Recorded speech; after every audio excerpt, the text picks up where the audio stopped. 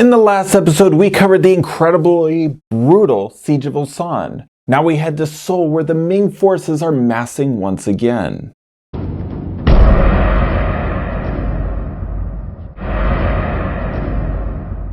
Yang Hao, commander and overall charge of Ming forces, wasn't as discouraged as one might think. Although his men had been forced to retreat and had indeed suffered a great loss of manpower, he could take joy in the fact that he had made the Japanese forces in Ulsan suffer greatly. He was also receiving reinforcements very soon. Fresh troops were crossing from China across the Yellow River and into Korea.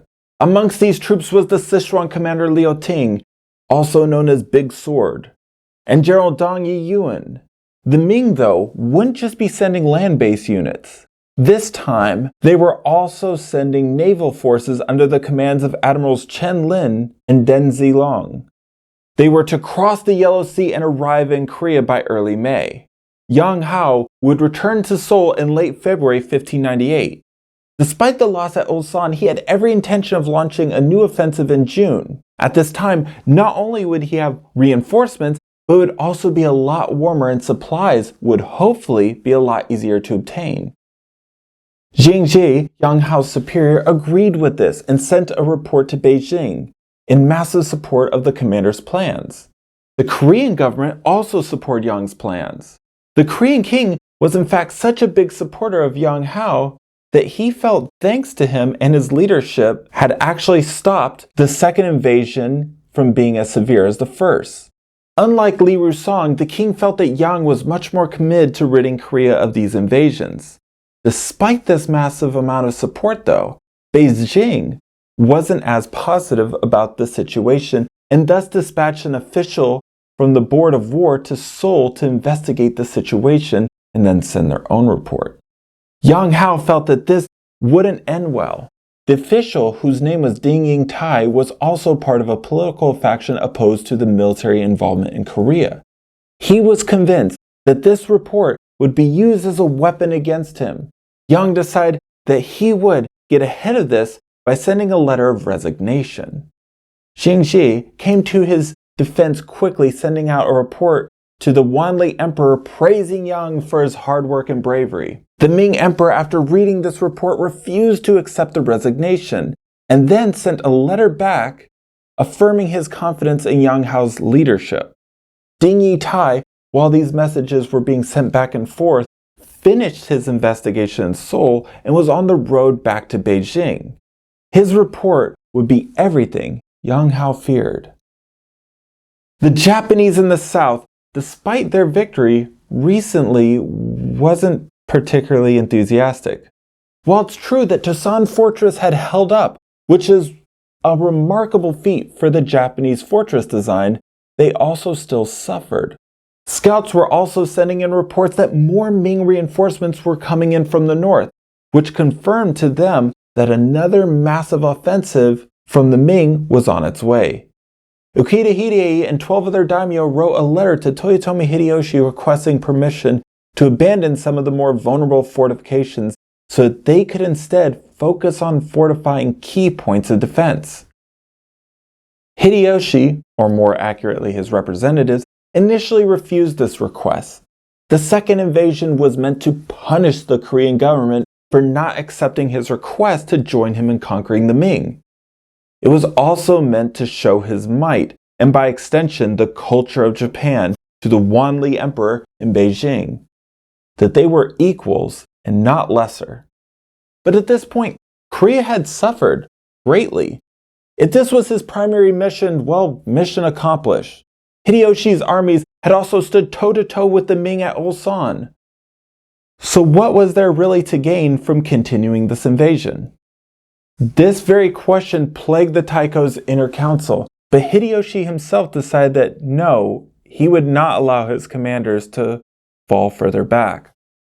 Doing so, he felt, would contradict this message of strength, especially if they did so right after the Ming's winter offensive. It was also painfully obvious to Hideyoshi's inner council, though, that this wasn't something that they could continue.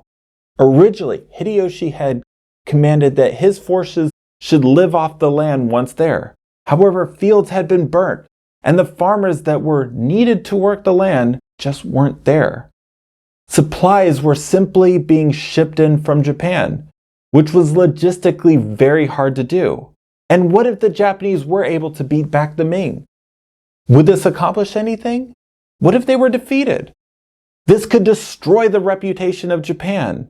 And because of all this, on June 26, Hideyoshi changed his mind about how his men were deployed and sent out an order that half of all the men in Korea were to be recalled, which left roughly 60,000 men. This was quite literally the beginning of the end of the war. Hideyoshi was now only concerned with ending the war with dignity. On May 23, 1598, if we head southeast, Korean Naval Commander Yi Sun-sin would establish a new base at Kagum-do. Yang Hao had hoped that the naval commander would continue on and reclaim their former base on Hansan Island, which was in Japanese territory now. Yi didn't agree and thought that this was a very dangerous idea. Considering where Hansan was, it indeed would have been incredibly dangerous. Yi Sun-sin's concern at the moment was rebuilding the navy, and in his opinion, Kagum-do was perfect for just that. The commander also now had to secure food for almost 8,000 men that had come to him following the victory at Myeonyang.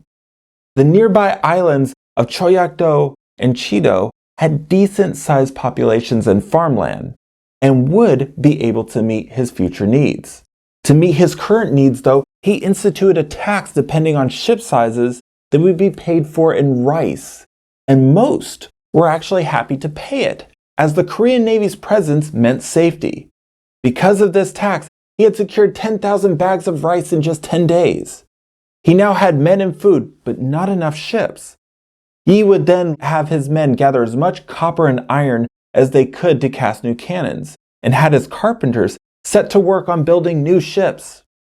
Yang Hao, back in Seoul, had done his very best to help these efforts by dispatching emergency orders and funds to shipyards across Korea. These orders had been put out right after the Battle of Myeonyang, and by March of 1598, several of those ship orders had been filled. What this meant was that while Yi Sun-sin had been setting up his new base at Kagum-do, there was already an estimated 61 ships nationwide that had been built, with several more on the way. In April of 1598, news of a rebellion in Liaodong province flooded into Seoul. Xing Jie raced north to take command. The troops that were supposed to be on the way to Korea were then diverted to the area of the rebellion. This effectively postponed the offensive planned for June until order was restored. The Ming troops that had assaulted Tosan were then sent south to establish several camps across central Gyeongsang. Ma Goi would set up his new headquarters at Sangju. He and his men would then wait for further reinforcements. Ming naval forces, while this happened, massed along Korea's eastern coast an estimated total of 230 ships. Admiral Chen Lin would have overall command of these forces and arrived at Tongjak at the mouth of the Han River in May of 1598. King Sanjo and his soldiers and officials were there to greet him. The king then had his men attempt to entertain the admiral by having a demonstration of Korean swordsmanship. Chen Lin was apparently unimpressed and laughed at the display. King Sanjo and his men returned to Seoul and then sent out word to be cautious of Chen Lin. He was an incredibly rude man, was their main complaint. And this is where I will leave you. Movement on all sides. And the Japanese starting to call soldiers back. Slash that like button and I'll see you next time.